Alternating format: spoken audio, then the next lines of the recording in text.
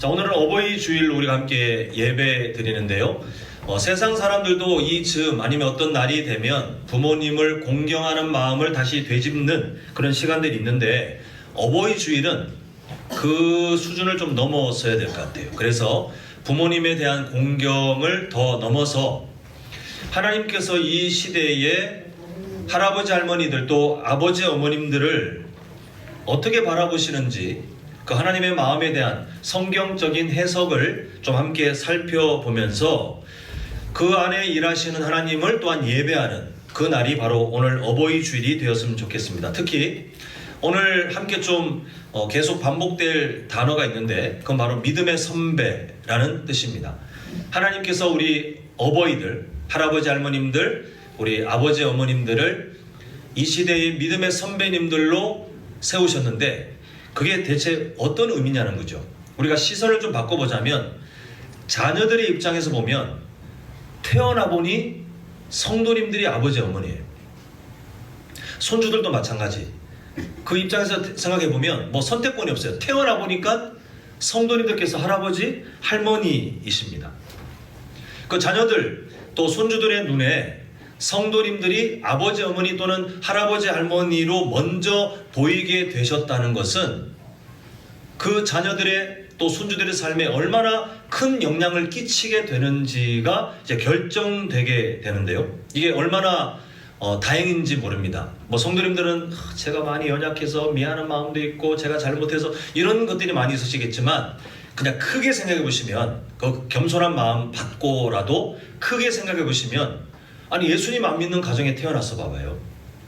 예수님 안 믿는 할아버지 할머니를 만나서 봐요. 얼마나 손해가 있습니까? 그런데 예수님 믿는 아버지 어머니 만나고 또 기도해 줄 수 있는 할아버지 할머니 만난 것은 정말 좋은 일이 아닐 수 없습니다. 자, 그렇다면 하나님께서 우리 자녀들과 손주들보다 더 먼저 세상에 믿음의 선배로 우리 할아버지 할머니들을 또 아버지 어머니들을 이렇게 성도님들을 세우신 그 이유가 무엇일까?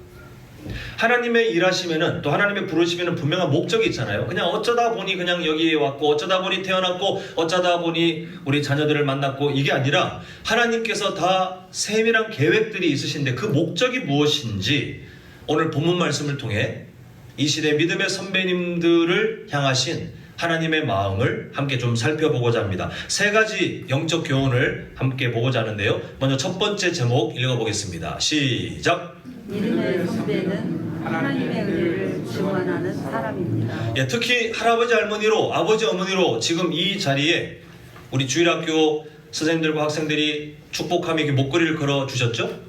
그렇게 만나신 우리 성도님들은 특히 이 내용을 잘 기억하셔야 됩니다. 성도님들은 하나님의 은혜를 뭐하는 사람들로 세워졌습니까?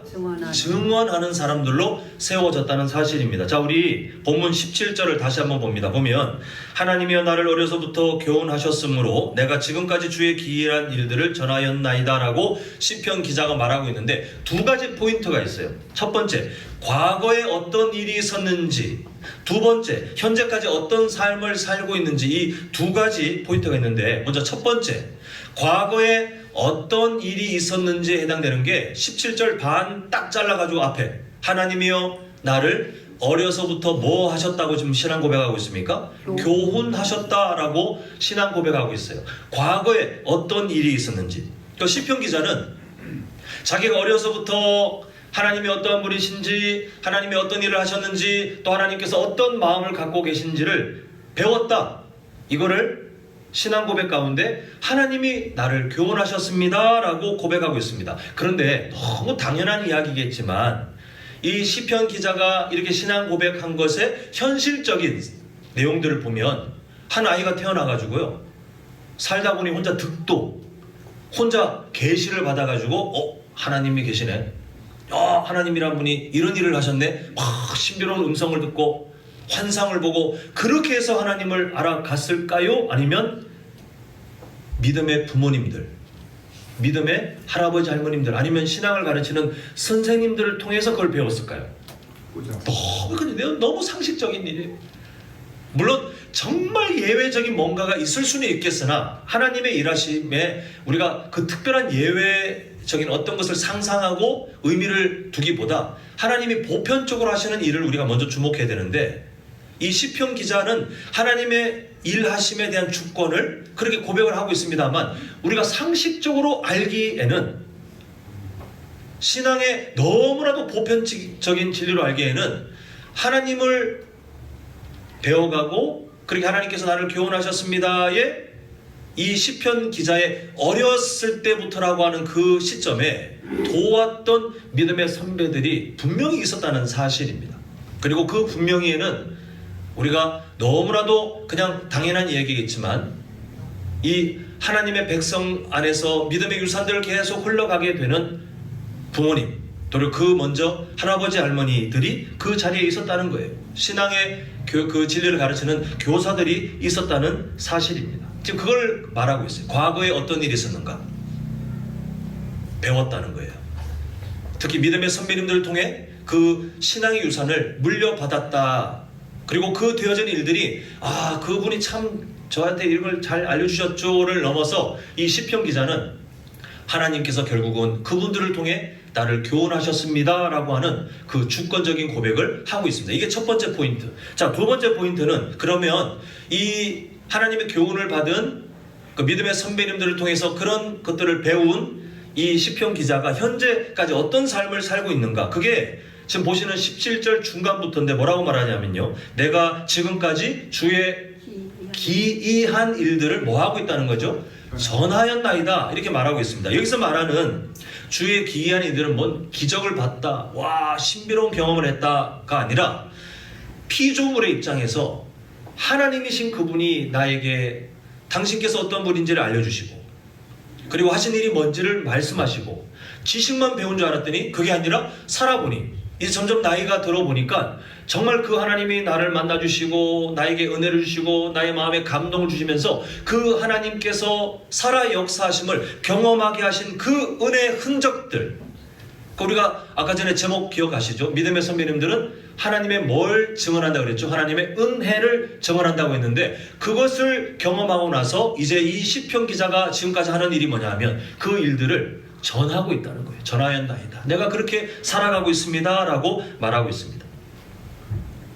이 귀한 일들에는 하나님의 존재, 하나님의 일하심, 하나님의 섭리, 하나님의 계획들, 하나님의 위로 등등등등 다 포함한 하나님의 은혜가 여기 다 기록되어 있습니다. 사랑하는 성도 여러분, 믿음의 선배님들로 세워지신 우리 성도님들의 인생이 딱 이것과 같아요. 물론 겸손한 마음이 늘 있으신 성도님들은 저는 이런 이야기 들을 자격이 없어요. 제가 주의 귀한 일들을 과연 잘 배웠는지, 교훈을 잘 받았는지, 잘 전하고 있는지 자신이 없어요. 이렇게 말씀을 이렇게 생각하실 것 같긴 한데, 한번 제가 몇 가지 말씀을 들어볼 텐데요, 잘 들어보시고 만약에 그렇지 이렇게 동의가 되신다면, 마음의 동의가 되신다면, 하나님께서 성도님들의 삶에 하나님의 은혜를 남겨두셨다는 증거가 됩니다. 근데 정말 동의할 수 없다, 난 아무리 생각해도 동의할 수 없다라고 한다면 좀 생각을 해보셔야 되겠지만, 제가 자신하건대 여기 계신 성도님들은 다 맞아요 라고 아마 아멘 이렇게 동의를 하실 것 같습니다. 자, 소리내서 대답하지 않으셔도 한번 제가 하나하나 말씀드릴 텐데 한번 잘 생각해 보세요. 말씀을 제가 읽고 설명을 드릴 겁니다. 자, 먼저 시편 119편 11절 한번 같이 읽어볼까요? 시작. 내가 주께 범죄하지 아니하려 하여 주의 말씀을 내 마음에 두었나이다 라는 말씀을 보시면서 제가 한번 설명 들어볼게요. 이 말씀처럼 성도님들은 하나님의 말씀이 중요하다고 생각하실 것이고, 그리고 이 하나님의 말씀이 중요하기 때문에 그 말씀을 따라 사는 것이 나에게 가장 유익하다는 사실을 이미 알고 계실 것입니다. 동의하시는지 동의하지 않으시는지는 스스로 대답하시되, 한번 이 말씀, 제가 설명드린 이 내용에 대해서 한번 잘 생각해 보세요. 자, 두 번째 같이 한번 읽어봅니다. 시작. 두려워하지 말라, 내가 너와 함께함이라. 놀라지 말라, 나는 내 하나님이 됨이라. 내가 너를 굳세게 하리라. 참으로 너를 도와주리라. 참으로 나의 의로운 오른손으로 너를 붙들리라. 이렇게 말씀하셨죠. 이 말씀처럼 성도님들은요, 하나님께서 내 인생에 함께 계시다는 사실을 이미 알고 계세요. 그리고 그 하나님께서 그냥 멀찍이 서서 구경하는 그런 구경꾼이 아니라 나와 동행하시면서 나를 위로하시고 나를 다시 새롭게 하시고 나에게 힘이 되어주시는 그런 사랑의 하나님이라는 사실을 알고 계실 겁니다. 자, 동의가 되시는지 안 되시는지 한번 잘 생각해 보세요. 자, 그럼 세 번째입니다. 자, 한번 같이 읽겠습니다. 시작. 여호와는 나의 힘과 나의 방패이시니 내 마음이 그를 의지하여 도움을 얻었도다. 그러므로 내 마음이 크게 기뻐하며 내 노래로 그를 찬송하리로다. 예, 이 말씀처럼 성도님들께서는 하나님께서 주시는 힘이 있어야, 하나님께서 나에게 힘이 되셔야 내가 이 인생길을 살아갈 수 있다고 아마 알고 계실 겁니다. 동시에 그 하나님을 인정하고 그 하나님을 온전하게 높이는 것이 예배라는 것도 알고 계실 겁니다. 자, 동의되시는지 안 되시는지 한번 점검해 보세요. 자, 마지막, 제가 계속 하자니 시간이 너무 많이 걸려서 요거까지만 해보겠습니다. 자, 예레미야 33장 3절 함께 읽겠습니다. 시작. 너는 내게 부르짖으라. 내가 내게 응답하겠고 내가 알지 못하는 크고 은밀한 일을 내게 보이리라. 네, 이 말씀처럼 성도님들께서는요, 하나님께 기도할 수 있는, 하나님께 내가 언제든지 부르짖을 수 있는 그 특권이 있는데 그 특권이 얼마나 좋은 것인지 이미 알고 계세요. 그리고 우리가 이렇게 기도하면 사랑의 하나님께서 놓쳐버리거나 못 듣거나 아니면 아무것도 못하는 무능력한 하나님이 아니라 그분은 나의 기도에 귀를 기울이시고, 그리고 내가 생각하는 것보다 더 좋은 때에 좋은 방법으로 하나님의 일을 이루어 가신다는 사실도 이미 알고 계실 겁니다. 동의되시는지 동의가 안 되시는지 한번 스스로 점검해 보셨으면 좋겠어요. 만약에 지금까지 말씀을 읽어드렸고 또 설명해드린 그 내용에 정말 단 하나도 내가 동의할 수 없다라고 한다면 그분에 대해서는 제가 더 이상 오늘 뭐 할 수 있는 게 없어요. 그냥 하나님께서 은혜 주시기를 바랄 뿐이고요. 만약에 이 중에 성도님들 중에 오늘 지금 제가 말씀을 함께 나눴고 그 설명드린 내용에 대해서 맞습니다, 제가 동의합니다라고 하신다면 한번 여쭤보고 싶어요. 지금 성도님들께서 제가 설명드린 거에 동의되신다고 하신 그 사실을 혹시 태어날 때부터 스스로 득도하셨습니까? 아니면 그런 하나님을 나도 모르게 신비로운 환상과 어떤 신비로운 음성을 통해서 깨닫게 되셨습니까? 아니실 거예요. 지금까지 살아오시면서 어떤 상황, 어떤 사람, 어떤 방법을 통해서 하나님이 알게 하신 거예요. 맞습니까? 아멘. 하나님께서 배우게 하신 거예요. 맞습니까? 아멘. 결국 뭐냐 하면 오늘 제가 읽어드린 이 내용에 대해서 아니면 함께 나눈 내용에 대해서 야, 나 오늘 머리 털라고 생전 처음 듣는 이야기인 걸 하신다면 제가 어떻게 할 수 없지만 여기 계신 거의 대부분의 성도님들은 이미 알고 계시고 아니면 대략적으로라도 이미 그 방향을 알고 계실 텐데, 그것은요, 오늘 우리가 읽었던 17절 그 초반에 있었던 여호와여 하나님께서 나를 어렸을 때부터 교훈하셨으며에 해당돼요. 하나님께서 성도님들 삶에 하나님의 흔적들을 남겨놓으셨어요. 하나님이 이러한 분이시라는 것, 하나님께서 어떤 분이시라는 것, 또 하나님께서 내 삶에 어떻게 반응하신다는 약속들을 이미 성도님들은 다 삶의 흔적들로 갖고 계세요. 그러면 그 17절 중간부터의 삶이 이미 성도님들의 삶에 시작되었어요. 이 주의 기이한 일들이거든요. 이게 내가 어떻게 하나님의 이 성품을 알게 되었을까?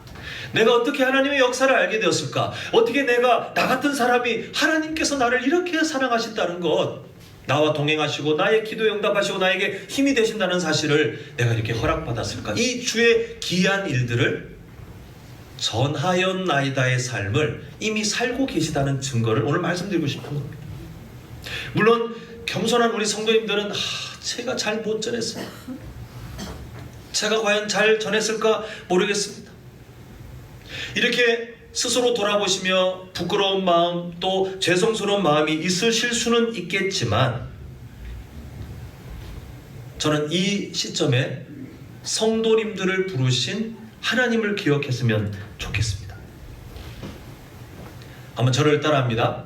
연약한 나를 묵상하지 말고 전능하신 하나님을 묵상하자. 저는 성도님들께서 균형을 잘 맞추셨으면 좋겠어요. 어떤 하나님의 말씀, 우리가 살아가야 될 영적 교훈, 결단해야 될 것들을 볼 때마다 찔림 있고 죄송하고 잘 못하는 것 같지만 거기서 멈추고 그것만 주목하면 마귀가 기뻐하는 삶이에요.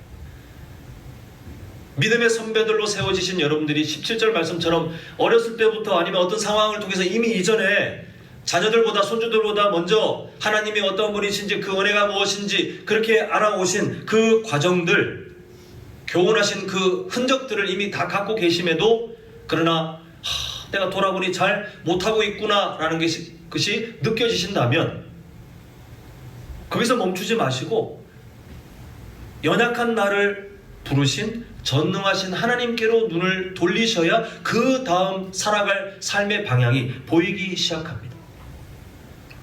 한번 스스로 생각해 보세요. 왜 하나님께서는 성도님들 삶을 교훈하셔서 지금 제가 아까 전에 이거 하나님의 말씀을 함께 나누고 설명했을 때 다 동의하셨을 거예요. 아마 거의 다 맞습니다라고 아마 마음속으로 다 동의하셨을 거예요. 왜 그 흔적들을 남겨놓으셨을까요? 성도님들께서 특별히 머리가 좋아서 혼자 알아내신 이유가 그 내용이 아니라 하나님께서 그걸 남겨놓으신 거예요.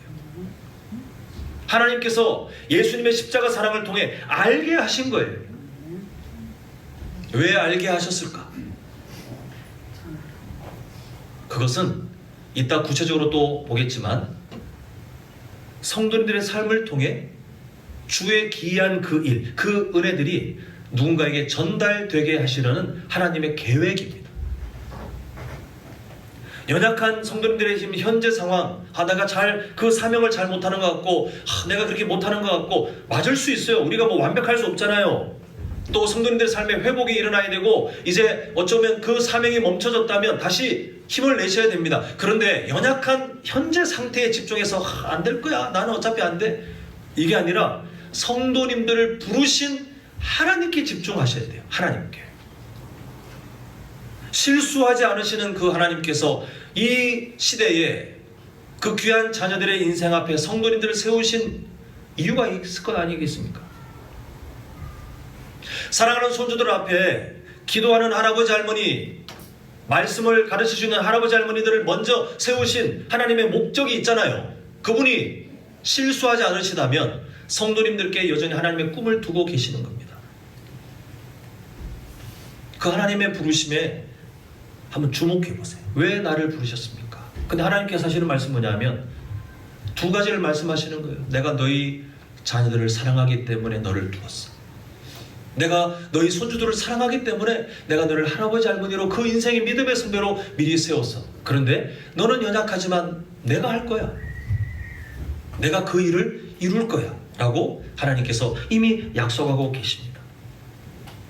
그러니까 성도님께서 하실 일들이 뭐냐면요, 성도님들에게 꿈을 담고 계신, 오늘 설교 제목이 그거잖아요. 하나님의 꿈을 담고 있는 사람들. 그게 믿음의 선배들인데 성도님들 인생에 하나님의 꿈을 두신 그 하나님의 목적, 하나님의 의도, 하나님의 계획을 분명히 아셔야 돼요. 그게 제일 먼저 하셔야 될 겁니다.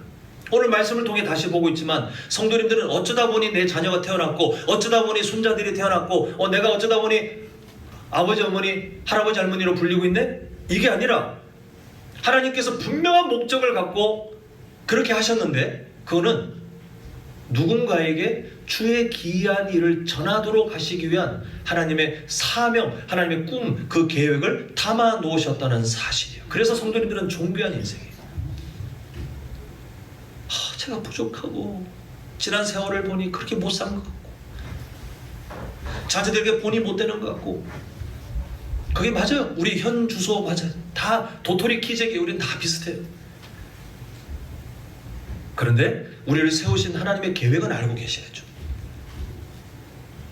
우리를 그렇게 사용하시려는 하나님의 그 크신 꿈은 알고 계셔야죠. 그럼 이제 성도님들의 마음을 바로 잡으셔야 돼요. 이제 성도님들은 분명히 기억하십시오.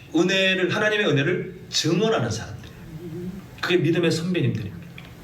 바라기는 우리 성도님들 이 자리에 할아버지 할머니로 아버지 어머니로 세움받은 임명받은 우리 성도님들의 인생을 통해서 우리 자녀들이 손주들이 주의 귀한 그 일들 하나님의 은혜들을 더 많이 알아갈 수 있기를 그렇게 성도님들이 믿음의 선배님들로 잘 사용될 수 있기를 간절히 소망합니다.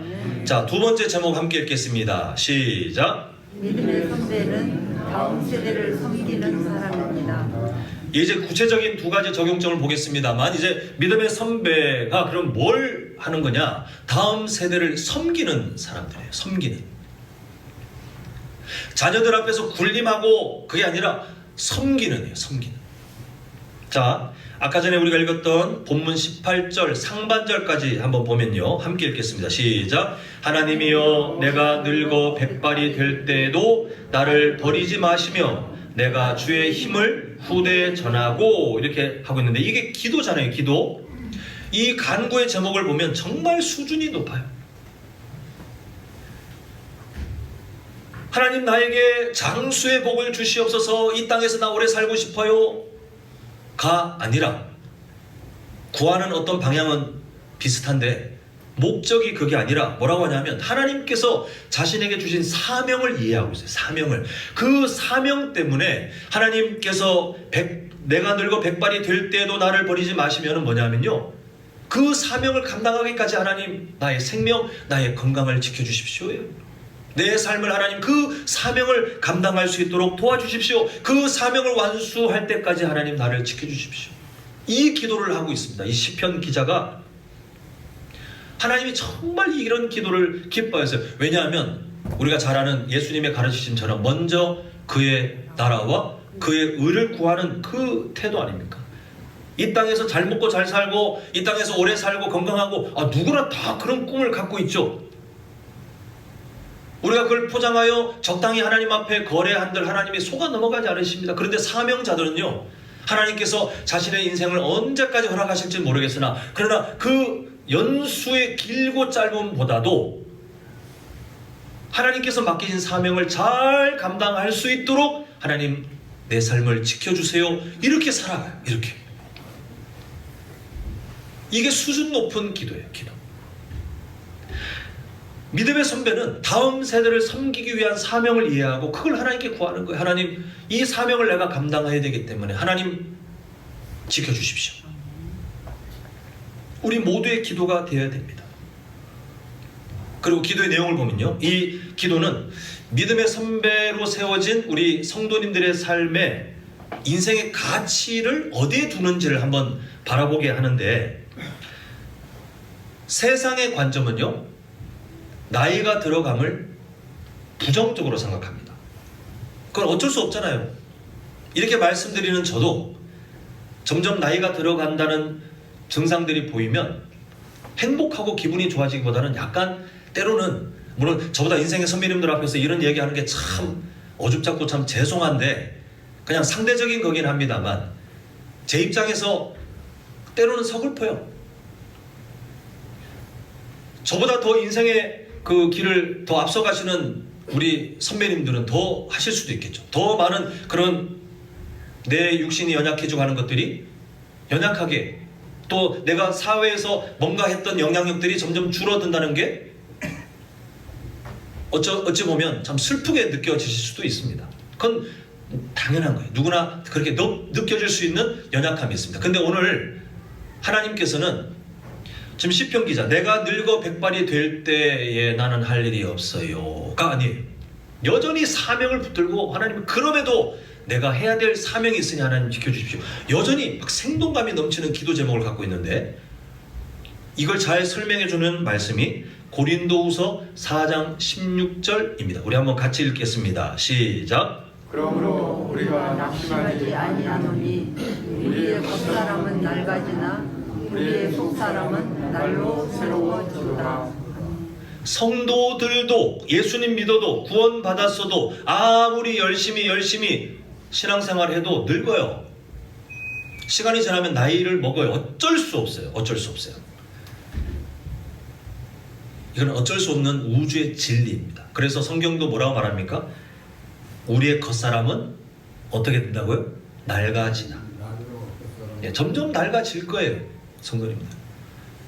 여기저기 관절이 아프고 예전보다 몸이 더 연약해지고, 이거는 어쩔 수 없어요. 우리는 그 어쩔 수 없는 상황 속에서도 그래도 최선을 다해 하나님께서 이 세상의 지혜를 통해서 발전하게 해주신 의료기술을 통해 최대한 건강을 확보하고 허락하시는 한 살아가겠지만, 그게 저주, 내가 하나님의 버림받아서 내가 지금 무릎이 아프고, 저도 이제 나이 드니까 뭐 무릎이 점점 아프고 막 그래요. 손목 관절도 아프고 점점 그러더라고요. 그게 하나님의 저를 버리신 이유가 아닙니다. 그 우주의 진리예요. 그 사람은 낡아져요. 얼굴에 주름 생기고 머리에 흰머리 생기고 누가 기뻐합니까? 그런데 어쩔 수 없는 자연의 섭리예요. 그런데 예수님 믿는 사람들은 여기에 의미를 두지 않아요. 세상 사람들은 여기에 의미를 두고 점점 부정, 아니면 이걸 어떻게든 막아내려고 별걸 다 하지만, 별걸 다 해도 결국은 겉사람은 낡아져. 여기에 집중하면서 여기에 막 돈을 투자하고 시간을 투자하고 하는데, 예수님 믿는 사람들은 거기에 투자하지 않고 뭐에 투자하느냐? 뒤에 보시면 뭐라고 되어 있죠? 우리의 속사람은 날로 새로워지도다에 집중하고, 그게 의미를 발견하는 게 성도의 삶이에요. 전 성도님들이 인생에 대한 지혜가 더 폭넓게, 더 깊이 자라셨으면 좋겠어요. 겉사람의 의미를 너무 많이 두지 마십시오. 물론 사회적인 예의를 갖출 정도의 뭔가는 필요하겠지만, 그것으로 나에게 다가오는 그 시간의 흐름을 막거나 부정하거나 이것 때문에 막 우울해지거나, 그거는 예수님 안 믿는 사람들의 선택이에요. 예수님 믿는 사람들은 겉사람은 낡아지는 걸 당연히 여깁니다. 그러나 뭐에 더 집중합니까? 우리의 속사람이, 내가 어떤 사람인지 과거랑 비교해 보시면, 성도님들 예수님 믿기 전과 예수님 믿고 나서 지금 현재 겸손하시기 때문에 지금 다 부족하다라고 하시지만, 예수님을 모르기 전의 삶과 지금 생각하면 지금 얼마나 많은 은혜를 경험하셨습니까? 얼마나 많이, 여기 말씀 고린도서 4장 16절 말씀으로 빗대어 보자면 성도님들의 속사람이 얼마나 날로 새로워지고 있습니까? 물론 연약하겠지만, 우리가 이 땅을 살면서 완벽하게 이걸 이루지 못하겠지만, 그럼에도 하나님의 역사는 실수가 없으시기 때문에 더딘 것 같지만 여전히 우리를 깎아내시고 여기에 의미를 두는 게 그리스도의 삶인데요, 이 말씀과 오늘 우리가 보았던 18절 말씀의 상반절의 내용이 합쳐지면 엄청난 능력이 일어나는 거예요. 이렇게 됩니다. 우리의 속사람은 날로 새로워집니다. 근데 이게 그냥이 아니라 점점 나이가 들어 내 머리가 하얗게 되고 허리가 굽고 얼굴도 이제 주름이 많아지고 여기저기 몸이 아프고,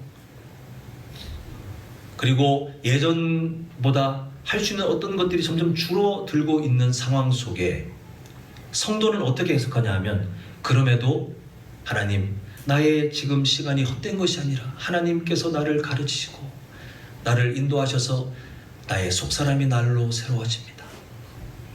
그리고 사명으로 이어지는 거예요. 내가 주의 힘을 후대에 전합니다. 18절 상반절의 내용이에요.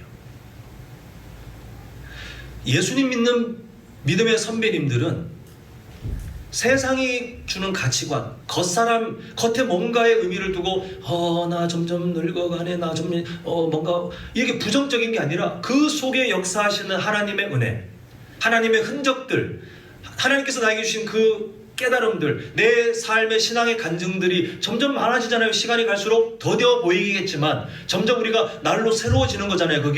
그걸 우리 후대, 우리 자녀들과 손주들에게 전하는 것이 나의 사명이기 때문에 하나님 나를 도와주시옵소서. 이게 18절의 그 내용이에요. 하나님께서는 특별한 방법을 쓰시긴 하지만 이게 보편적인 믿음의 유산이 흘러가도록 하시는, 믿음의 선배님들의 날로 새로워지는 속사람의 모습을 통해 후대들에게 그 은혜가 전달되도록 하시는 하나님의 일하시는 방식이 지금까지 교회 역사 가운데 앞으로도 마찬가지로 계속 될 거예요. 사랑하는 성도 여러분, 성도님들은 그냥 단순히 먼저 세상에 태어나가지고 할아버지 할머니가 되셨고 먼저 세상에 태어나가지고 아버지 어머니가 된 게 아니에요. 먼저 태어나신 시간 때문에 그런 게 아니라 하나님께서 먼저 태어나신 성도님들의 인생에 자녀들보다 손주들보다 먼저 예수 그리스도의 십자가의 은혜를 알게 하셨고 먼저 하나님의 마음을 알아가게 하셨고 먼저 이 세상 속에 어떠한 사람이 성도인지 교회인지를 알아가도록 하셨기 때문에 그 먼저 경험한 은혜 때문에 성도님들은 믿음의 선배님이라고 하는 정말 존귀한 사명자로 허락받아 이 세상을 지금 살아가고 계시는 겁니다. 이 사실을 절대 잊지 마십시오. 이 사실, 하나님께서 나를 그렇게 세우셨다는 사실을 절대 잊지 마십시오. 다음 세대인 자녀들과 손주들을 위해 하나님께서 그렇게 일부러 부르셨대요. 일부러 먼저 알게 하셨고 일부러 먼저 성도님들의 삶을 그렇게 준비하여 시간이 지날수록 겉사람은 낡아지겠으나 그러나 더 풍성해지는 하나님의 은혜를 가지고 우리 후대들에게 그것을 전할 수 있는 사명을 지금도 여전히 두고 계시니 성도님들 지금 삶을 세상적인 가치로 해석하지 마십시오. 그건 마귀의 유혹입니다. 천국을 향해 갈수록 전혀 상반된 모습이 나타나잖아요. 겉사람은 낡아지는데 우리의 속사람은 새로워지는. 무엇에 감사하실 거예요?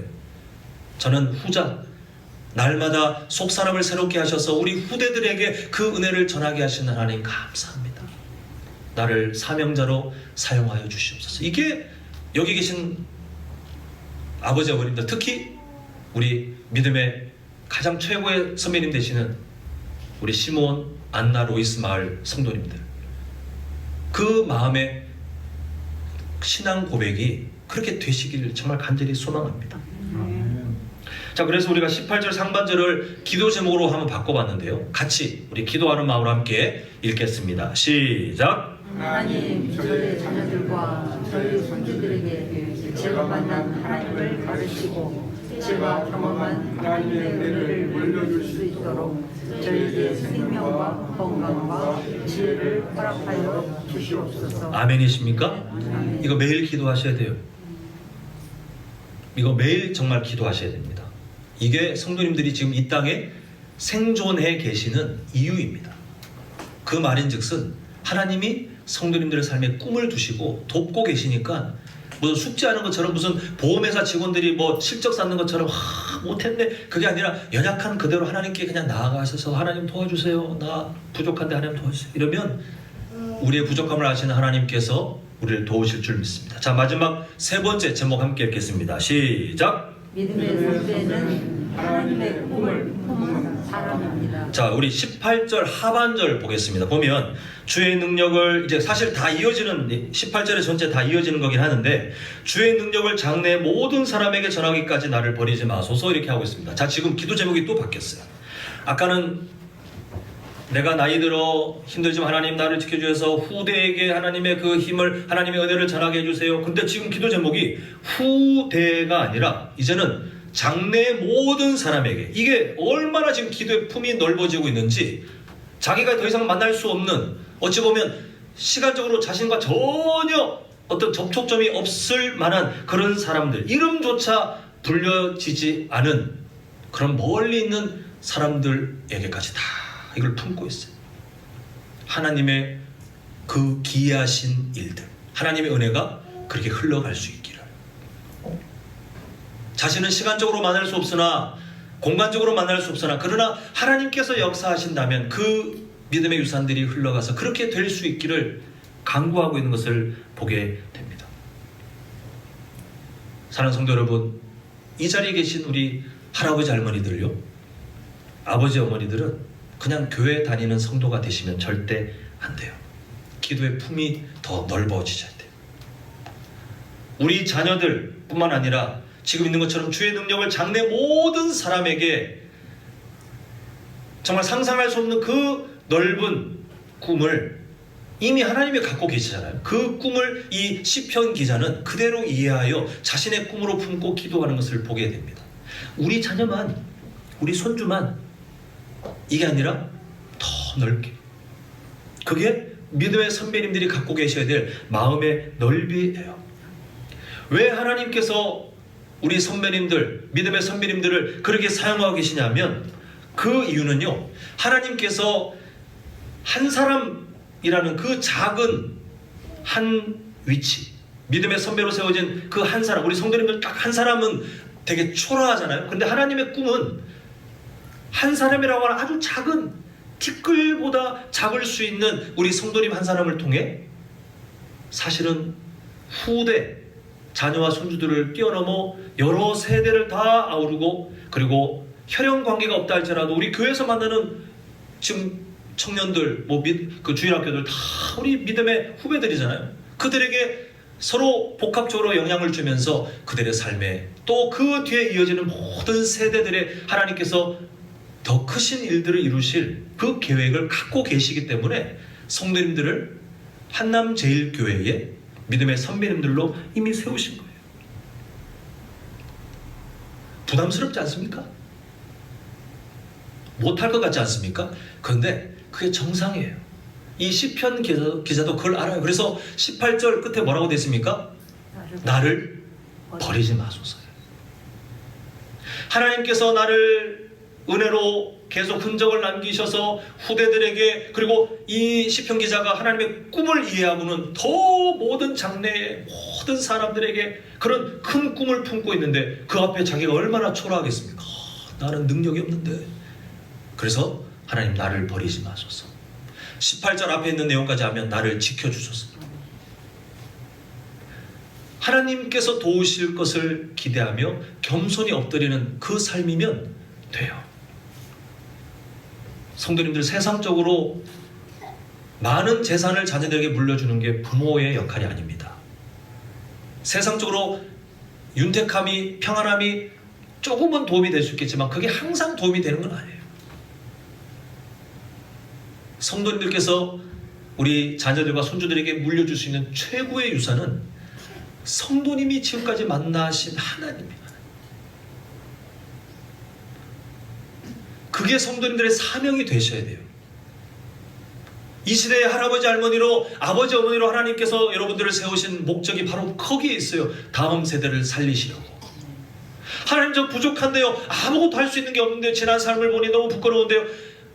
지금이라도 하나님의 꿈에 동참하시고 하나님의 은혜를 기억하시고 그 은혜를 전하기 위해서 기도하시고, 그리고 삶의 모범이 될 수 있도록 자신을 스스로 먼저 하나님 앞에 몸부림치며 달려가시고, 그리고 자녀들의, 손주들의 삶을 우리 새치혀로 바꿀 수 있겠습니까? 제가 목사로 살아보니까요, 새치혀로 아무리 뭘 잘해도 사람 바꾸기 어려워요. 어렵더라고요. 그런데 하나님의 역사하시면 바뀌어요. 우린 그걸 기대하는 거예요. 우리 자녀들이, 우리 손주들이 우리 할 수 있는 모든 방법을 다 쓰는 거예요. 말씀으로 양육을 하고, 만날 때마다 권면하고, 또 기도로 돕고, 그러나 마지막에 뭐예요? 나를 버리지 마소서라고 하는 그 겸손한 고백처럼 하나님께 다 맡깁니다. 하나님, 내가 할 수 있는 게 없어요. 하나님 도와주십시오. 우리 믿음의 선배님들은 그렇게 살아가시면 돼요. 그러면 우리 성도님들을 믿음의 선배님으로 각 가정에, 각 가문에, 또 교회에 임명하신 하나님께서 성도님들의 그 마음을 기뻐 받으시고 역사하실 거예요. 우리는 곧 하나님께서 부르시는 그 순서를 따라 세상을 떠나면 우리의 자녀들, 우리의 손주들, 우리의 또 그 세대 다 못 볼 거예요. 그런데 우리는 신뢰할 수 있잖아요. 하나님께서 그들을 만지시면, 하나님께서 그들을 붙드시면 괜찮을 거예요. 그 사명을 감당해 주십시오. 그게 이 시대에 할아버지 할머니로, 아버지 어머니로 서 계시는 성도님들의 존귀한 정체성입니다.